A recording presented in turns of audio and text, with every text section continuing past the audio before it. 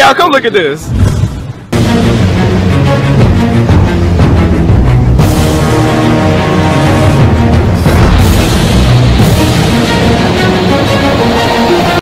मगर इन सब की शुरुआत ऐसे नहीं हुई थी मेरे भाइयों।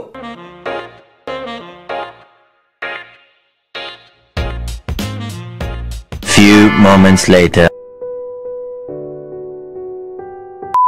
तो मैं आज आप सभी को 2020 में हुए सभी मोटे किस्सों के बारे में बताऊंगा। तो क्या आप तैयार हैं? हम मालूम है तेरे बाप को मत सिखा, चल।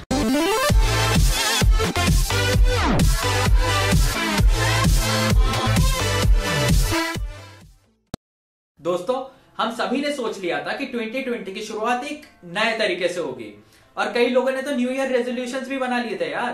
पर 2020 ने हमारे एग्जिस्टेंशियलिज्म के रायते पे नाइटिज्म का छोका मार दिया और इस छोके के बाद जो खिचड़ी बनी है उस खिचड़ी का रिव्यू करने मैं आ चुका हूं आपके साथ। तो चलिए शुरू करते हैं कोरोना वायरस से। कोविड-19 चाइना के वुहान डिस्ट्रिक्ट में उपजी हुई एक ऐसी महामारी थी जिसके कारण पूरी दुनिया थम गई। 30 जनवरी 2020 में कोरोना इंडिया में एंटर किया और हमारे अमित जी को भी कोरोना हो गया। जय हो अमित जी।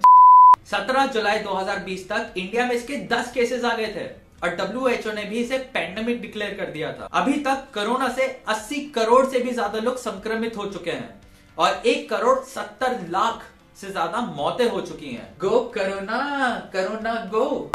मार्च के महीने के बाद 11 अप्रैल में पाकिस्तान ने एक साजिश रची और भारत में टिड्डियों का आतंक मचा दिया। इन्हीं टिड्डियों के कारण मध्य प्रदेश, राजस्थान, उत्तर प्रदेश, गुजरात और महाराष्ट्र में किसानों की कई फसलें बर्बाद हुई और बहुत ज्यादा इकोनॉमिकल लॉस हुआ।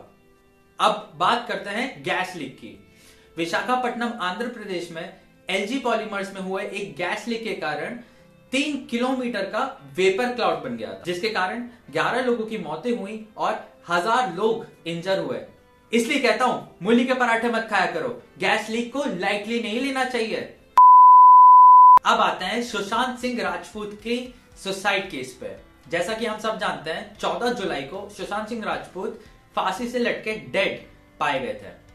अब ये उनने सुसाइड किया था या फिर ये मर्डर हुआ था, ये हमें पता नहीं है।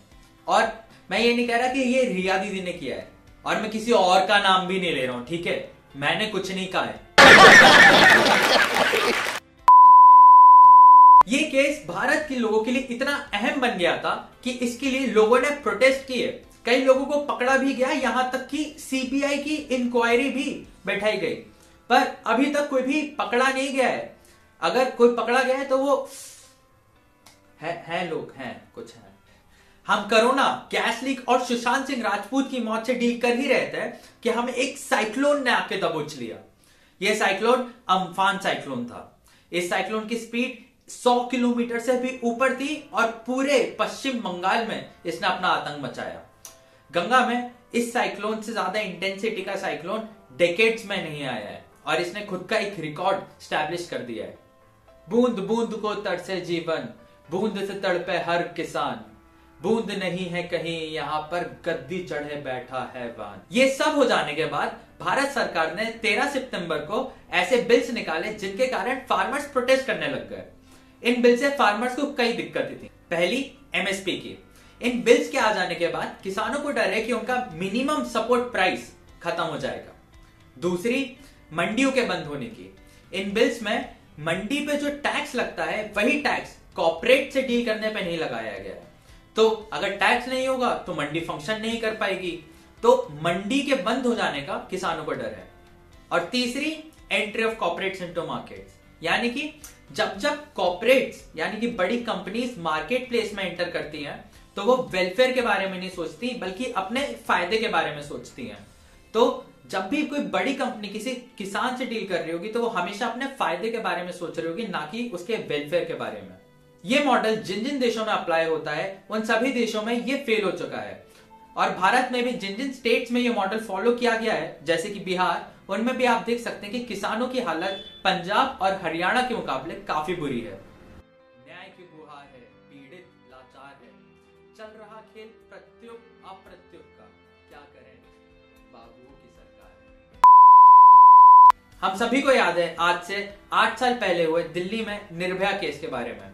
सोचो, अगर निर्भया में भी रिपोर्टर्स को जाने नहीं दिया होता, घर वालों को बंद कर दिया गया होता, उनका बाहर के लोगों से इंटरेक्शन बंद कर दिया गया होता, अपोजिशन पार्टी के लीडर्स को जाना मना कर दिया गया होता। वेल, ऐसा तो सिर्फ बॉलीवुड के स्क्रिप्ट्स में होता है और भाई की लाइफ में ये सब कुछ हमें बॉलीवुड की स्क्रिप्ट से इंस्पायर्ड लगता है, पर ये हाथरस केस में सच में हुआ था। 2020 में कोरोना और साइक्लोन इंसान को मार रहे थे, इंसान तो इंसान को मार ही रहे थे और इंसान जानवरों को भी मार रहे थे। केरला के एक गांव में किसी ने मजाक करते हुए एक फल में बम डाल दिया था। जब उस फल को एक हाथी ने खाया तो वो उसके पेट में ही फट गया। बम के फटने के बाद हाथी को इतनी जलन और इतना दर्द हुआ कि वो बाली नदी में जाके 3 दिन तक खड़ा रहा। 3 दिन बाद उस हाथी ने अपने दम तोड़ दिए। फॉरेंसिक रिपोर्ट में यह पाया गया कि वो हाथी प्रेग्नेंट भी था। ये सब जानने के बाद सोशल मीडिया में बहुत ज्यादा अप्रोर हुआ, साथ ही साथ लोगों ने एनिमल राइट्स की भी गुहार लगाई। Hey guys, happy new year in advance. और जिनके प्लान्स उनके लिए बढ़िया है, जिनके नहीं है उनके लिए मेरे पास काम है। मेरा वीडियो लाइक करो, शेयर करो, सब्सक्राइब करो। अब अगले साल तक के लिए bye bye, see you next year.